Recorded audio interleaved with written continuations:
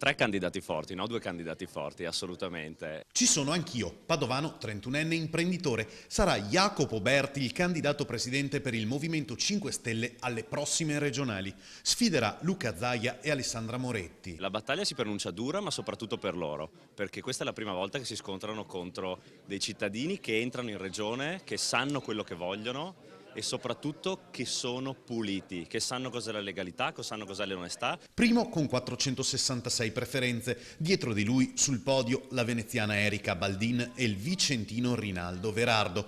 2500 in tutto i partecipanti al voto online. Berti aveva corso anche per il comune di Padova in coppia con Giuliano Altavilla. Il risultato dei grillini era stato deludente. Ho imparato cosa vuol dire anche confrontarsi con delle realtà politiche che purtroppo fanno dei poteri, delle lobby, le loro grandi forze e non delle forze dei cittadini. Non vanno a rappresentare i cittadini, vanno solo a rappresentare gli interessi che rappresentano.